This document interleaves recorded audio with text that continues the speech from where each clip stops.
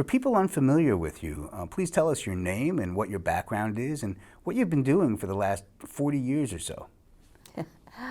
So my name is Dr. Vandana Shiva. I started my life's journey training in physics and did a Ph.D. on the foundations of quantum theory after doing a master's in particle physics from India. I was absolutely disillusioned with the idea that the world is a machine, and therefore the mechanical philosophy proved very inadequate for my intellectual satisfaction, and that's why I traveled the quantum way. And for the last 50 years, along with my training in physics, I also got engaged with the first ecology movement of our times. It was called Chipko, where women came out to hug trees in our region of the Himalaya, and I said I'm going to volunteer every summer, every winter. And that's where my training in ecology and activism started in the early 70s. For the last 31 years, I've been saving seeds. For the last 35 years, I've been looking at the craziness of an agriculture that looks like war and not like growing food. What impact has the change from small-scale organic farming to large-scale farming had on the world? Tragically, it has brought the world to a brink. The shift from small-scale agriculture based on diversity, based on care, based on organic systems, which is nothing more than true agriculture, which means care for the land, into an agriculture based on the deployment of war chemicals, deployment of war machinery. The tractors don't look like they're caring for the soil. They look like combine harvesters at war together, and they move like a military formation. The first thing they've done to bring us to the brink is create the greenhouse gases that are leading to climate change, the biggest being nitrogen oxide, which is 300 times more deadly for the climate than carbon dioxide. And everything in mechanical agriculture and industrial farming is based on fossil fuels, including the fertilizers themselves. And then when you imprison animals and separate the animals from the crops and the trees and the farmer, and turn livestock economies into prisons of torture, you get massive emissions of methane. You also created a system which is wasting 50% of the food grown through long distance, through uniformity, through best before dates. All of this makes for 50% food, precious food being thrown away. You've created a situation where 1 billion people are permanently hungry. It isn't that hunger and famine didn't happen before, but it was localized in space and localized in time. It is now structural and built into the industrial agriculture system, as I've written in my book, Making Peace with the Earth, that this is hunger by design. It's in the design of industrialization, of an activity that should be ecological, not industrial. It has led to an explosion of new diseases, the non-communicable chronic diseases.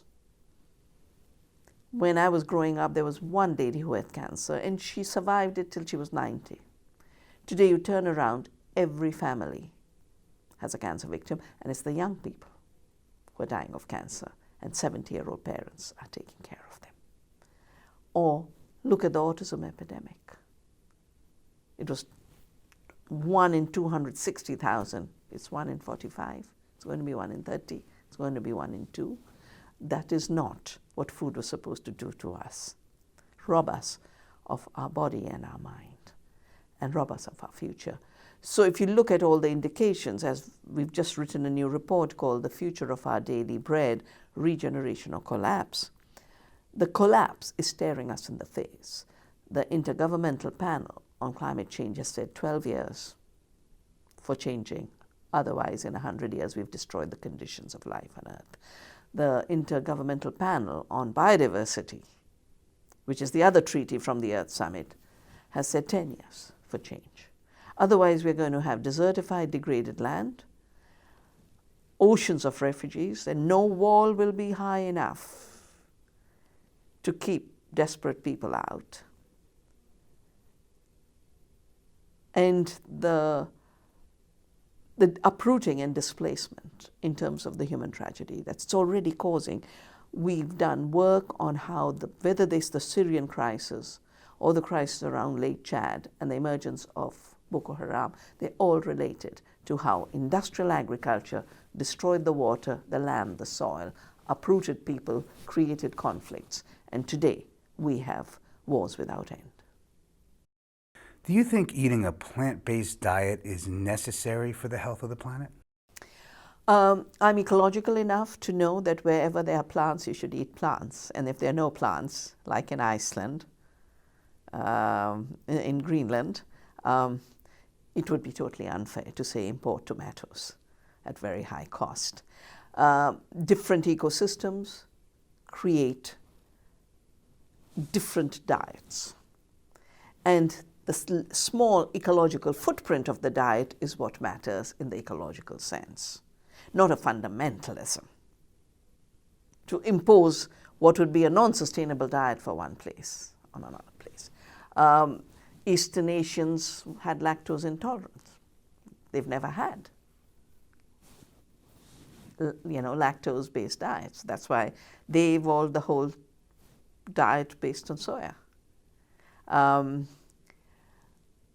A plant-based diet is, of course, all life on this planet begins with photosynthesis. The sun shining and making everything we need, the food we eat, the fiber we wear, including the food for all animals, including humans. I think we need to be pluralistic in everything, because I have watched my country destroyed by fundamentalism, as I'm watching America destroyed by all kinds of fundamentalisms. Ecological footprint reduction is vital. I would say factory farming and animal products from our factory farms have no place on a compassionate planet. They should be absolutely stopped. But I would not hound a yak-keeping person in the Tibetan desert where nothing can grow, or the camel herder in the Thar desert to say, no, you're not going to live on your camel or its milk, or in the Sahara. I think we need ecological diversity and the diversity of the mind, and a very clear idea of violence, what violence to life is. I believe plant-based diets based on huge monocultures of soybean, Roundup-ready soybean sprayed with glyphosate that we now know is a carcinogen, which is tearing down the Amazon, which has destroyed the savannas and the forests of Argentina. This plant-based diet is part of the violence against the planet and the local people.